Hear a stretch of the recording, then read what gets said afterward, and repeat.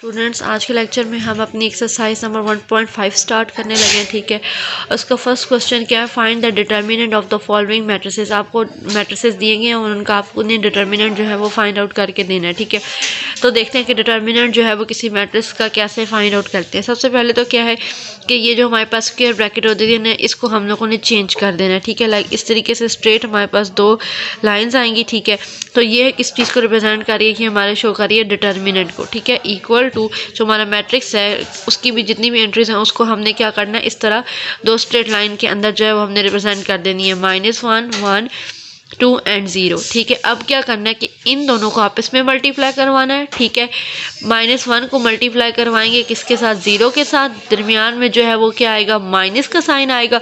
और फिर इन दोनों को आपस में मल्टीप्लाई करवाना है, 1 को मल्टीप्लाई करवाएंगे 2 के साथ। ठीक है, इन दोनों को आपस में मल्टीप्लाई, दरमियान में माइनस का साइन, और इन दोनों को आपस में मल्टीप्लाई। ठीक है, तो ये क्या हो जाएगा, 0 एंड -2, और ये हमारे पास जो है वो क्या आ गया, -1। इसका डिटर्मिनेंट आ गया, ए का डिटर्मिनेंट आ गया। ठीक है, इसी तरह बी मैट्रिक्स दिया हुआ है, इसका भी अगर हम डिटर्मिनेंट फाइंड करेंगे। ठीक है, तो इससे सबसे पहले आप लोग लिख लें जिस तरीके से डिटर्मिनेंट को रिप्रेजेंट करते हैं।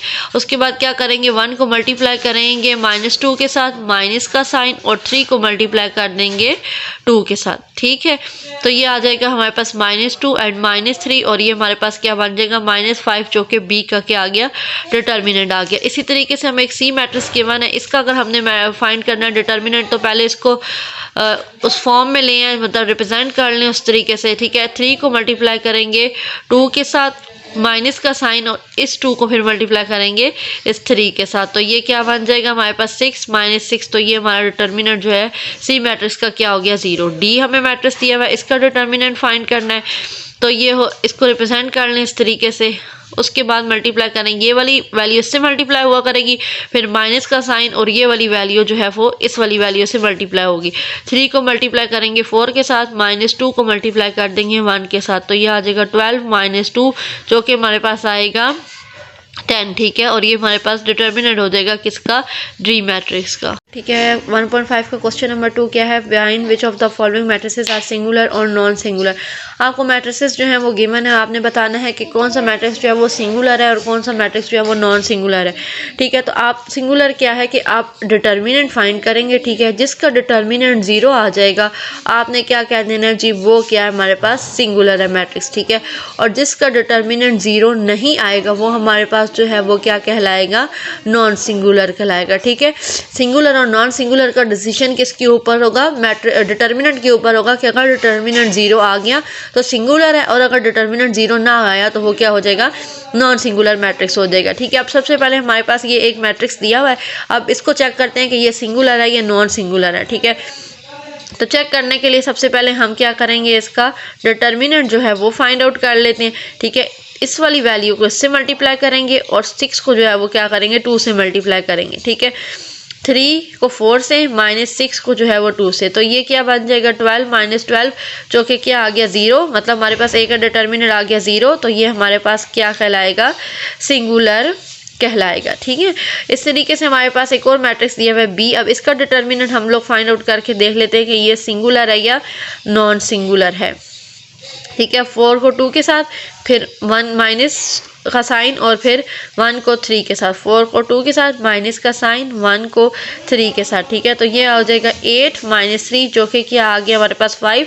ठीक है, मतलब डिटर्मिनेंट जो है वो 0 नहीं आ रहा, तो ये क्या कहलाएगा हमारे पास, नॉन सिंगुलर कहलाएगा। ठीक है, इसी तरीके से हमारे पास एक और हमारे पास मैट्रिक्स गिवन है। ठीक है, इसका भी चेक कर लेते हैं, डिटर्मिनेंट फाइंड करेंगे सबसे पहले, उसके बाद डिसीजन लेंगे कि ये सिंगुलर है या नॉन सिंगुलर है। इसको मल्टीप्लाई करेंगे इससे और इसको मल्टीप्लाई करेंगे इससे, 5 मल्टीप्लाई होगा 4 से, माइनस का साइन, -10 मल्टीप्लाई हो जाएगा -2 से, तो ये हो जाएगा 20, माइनस माइनस माइनस प्लस हो जाएगा, 10 2 सा 20, 20 -20 क्या हो गया 0, तो इसका भी डिटर्मिनेंट क्या आ गया, 0 आ गया, मतलब ये भी हमारे पास क्या है, सिंगुलर है। 1.5 का क्वेश्चन नंबर 3, उसमें हमें उसने क्या कहा कि मल्टीप्लिकेटिव इनवर्स जो है वो आपने फाइंड करना है इफ़ एग्जिस्ट किया, अगर एग्जिस्ट करता है। ठीक है, इसका क्या मतलब है ये हम देख लेते हैं। ठीक है, मल्टीप्लिकेटिव इनवर्स जो है वो किस तरीके से फाइंड होगा और उसको रिप्रेजेंट किस तरीके से करेंगे। जिसका मैट्रिक्स का भी हमें मल्टीप्लिकेटिव इन्वर्स लेना है वो लिख के उसके ऊपर हमें जो है वो -1 लिखना होगा, तो वो शो करेगा कि क्या है, मल्टीप्लिकेटिव इन्वर्स है। मतलब ये क्या है कि अब ए का मल्टीप्लिकेटिव इन्वर्स है। इसका जो हमारे पास फार्मूला होगा वो क्या होता है जी, adjoint of A divided by determinant. ठीक है, जो हमें मैट्रिक्स गिवन है उसका हमने एडजॉइंट लेना है और उसके डिटर्मिनेंट से उसको क्या कर देना, डिवाइड कर देना। अब उसका डिटर्मिनेंट जो है वो हमारे पास क्या होना चाहिए, नॉन सिंगुलर होना चाहिए। ठीक है, मतलब वो मैट्रिक्स हमारे पास नॉन सिंगुलर हो, क्योंकि अगर उसका डिटर्मिनेंट जो है वो 0 आ गया, ठीक है, और समथिंग डिवाइडेड बाय 0, ठीक है, ऊपर कोई भी वैल्यू आ गई लेकिन नीचे हमारे पास 0 आ गया, तो वो हमारे पास क्या हो जाएगा, इन्फिनिटी हो जाएगा। ठीक है, तो वो एग्जिस्ट नहीं करेगा। ठीक है, इसलिए उसने बोला हुआ है कि इफ एग्जिस्ट। ठीक है, तो आपने डिटर्मिनेंट देखना है कि अगर डिटर्मिनेंट 0 आ गया तो मल्टीप्लिकेटिव इनवर्स जो है वो एग्जिस्ट नहीं करेगा। ओके, अब यहाँ पे हम फर्स्ट क्वेश्चन जो है वो देख लेते हैं।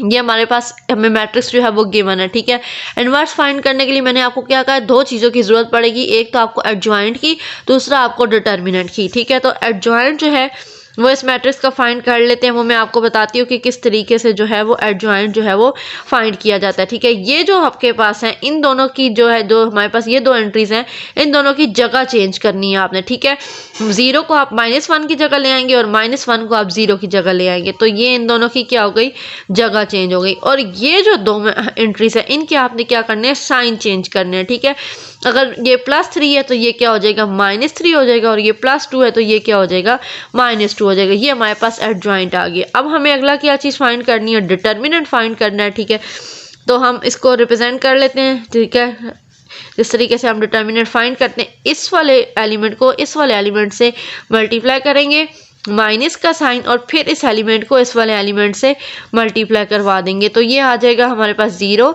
एंड -6, तो हमारे पास क्या आ गया, -6। ठीक है, डिटर्मिनेंट हमारा जो है वो 0 के इक्वल नहीं है, मतलब मल्टीप्लिकेटिव इनवर्स एग्जिस्ट करेगा।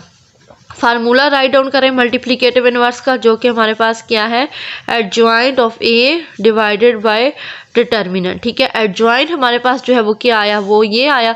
इसको यहाँ पे मेंशन करें, 0 -3 -2 एंड -1, ये एडजॉइंट आ गया। इसको आप डिवाइड कर दें किसके साथ, इसके डिटर्मिनेंट के साथ। ठीक है, ये हो गया।